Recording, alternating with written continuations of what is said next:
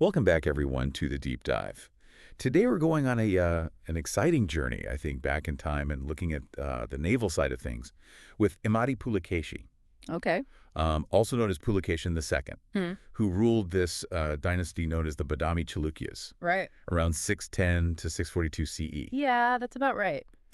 Now, the Chalukyas, they were kind of a big deal. I mean, in South and Central India for quite a while, actually. Yeah, for centuries. Yeah, centuries.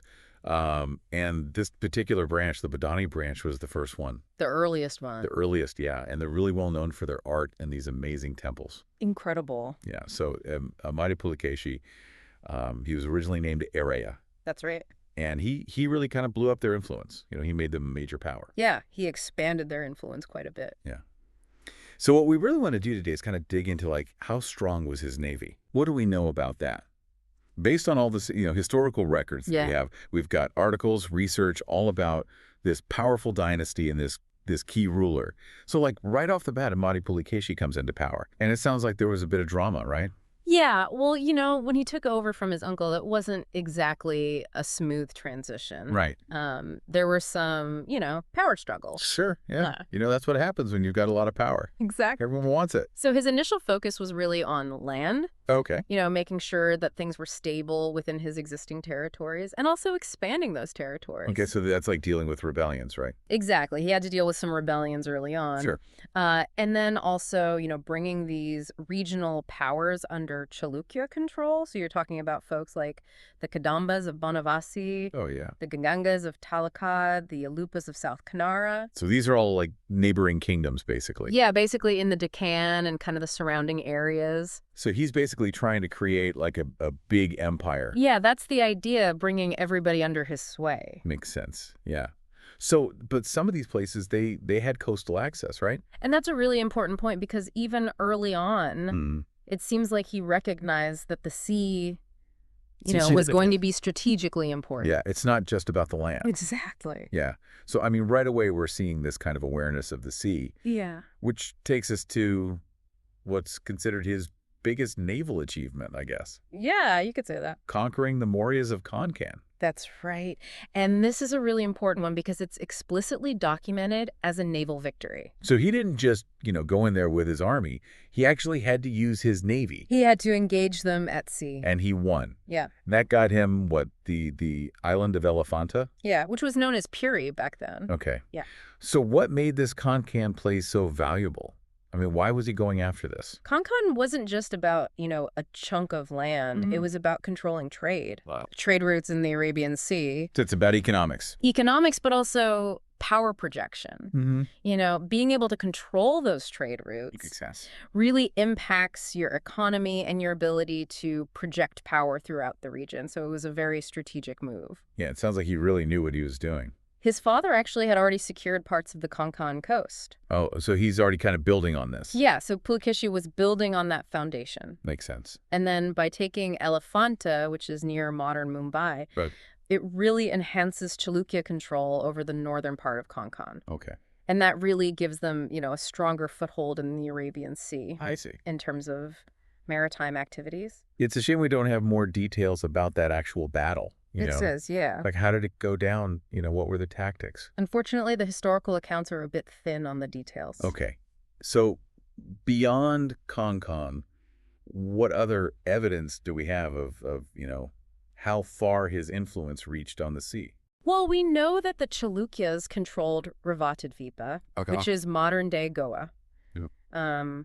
There's some debate about whether Pulikeshi or his father conquered it, and whether that involved naval action or not. Okay. We also know that they took parts of Gujarat, Oh, okay. including the really important port of Bharuch. Oh, wow. And Bharuch was a major trading center. So to control that, You needed navy. you probably needed some kind of naval presence. Yeah. So we're seeing evidence of, their reach along the coast. But there's this one account that's really interesting. It suggests that their influence might have gone even further. Oh, really? Yeah. Tell me more. Okay, so there's this book, Farhat's Military Conquests in Foreign Lands. Okay. And it talks about this Chalukya naval intervention in Al-Fa, Okay. which is in modern Iraq. Okay. And basically the story is that they went there to protect Indian merchants from the early Islamic Caliphate. Wow. which was expanding at the time. Yeah. So the account says that these Indian merchants Appealed to Pulikeshi for help. So they're way over there in the Middle East and they're calling back home. Yeah, exactly, for assistance. That's amazing. And so he sends a fleet. All the way over there. And it even mentions that Caliph Umar was actually worried about these naval attacks from the king of Al Hind. Interesting. Around 636 CE. So he was like a genuine threat. Yeah, potentially. And this fear might have even influenced the building of Basra. Wow. And there's even mention of a possible alliance between Persia, Oman, and the Chalukyas. Against the caliphate. Right, all against the caliphate. Wow, that's a big deal. But it's important to note, this account, right, it mainly comes from this one source. Okay. And we don't have a lot of other evidence to corroborate it. So it could be true. It could be true. It could not be.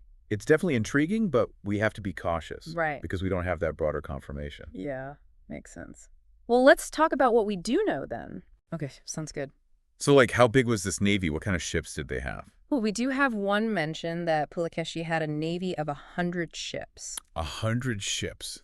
That's a lot. It's a significant number. Yeah. Now you have to think about the role of a navy back then. Okay. It was mainly about transporting troops, protecting those trade routes that we were talking about. Okay. Their ships were probably built out of teak wood. Oh, okay. Sturdy. Strong. Yeah. They would have used both oars and sails for propulsion. Right. And they probably had single or double-masted vessels. Okay. Now we know that later on they developed more specialized warships. Right. But whether they had those during Pulekeshi's time is unclear. Got it. In terms of tactics, they would have done things like troop landings, trade protection, of course. And then in battles, you'd see things like ramming, boarding enemy ships, trying to set them on fire, things like that. That's crazy. Yeah. So we have this a-hole inscription, which is basically like a big, list of all his victories. It's like a victory monument almost. But it focuses mainly on the land stuff. Yeah, that's true. It doesn't really go into detail about naval battles. Yeah, why is that? Like, do you think they just didn't care about the Navy as much, or?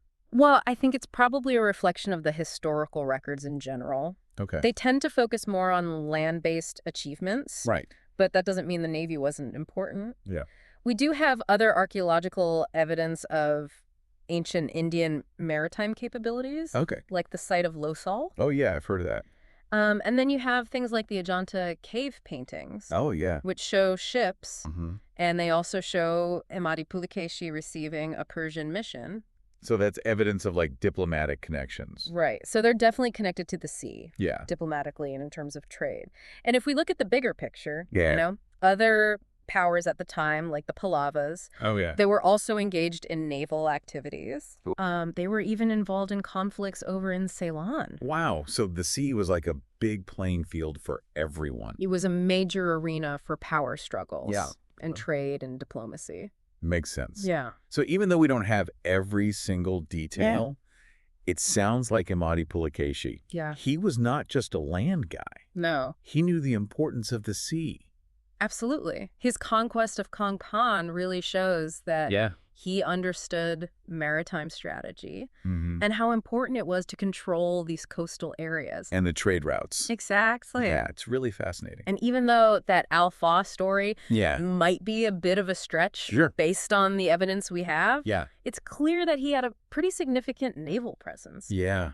It's crazy to think, if he had been even stronger at sea, who knows what could have happened. Yeah, how would that have changed the Deccan? Yeah. Would they have been able to project power even further? It's crazy to think about. Yeah. Well, this has been a fascinating deep dive. I'm glad you enjoyed it. I really have. I've learned a lot. That's great to hear. And I'm sure our listeners have too. I hope so. So, until our next exploration. Until next time. Thanks for listening, everyone. Bye. Hey.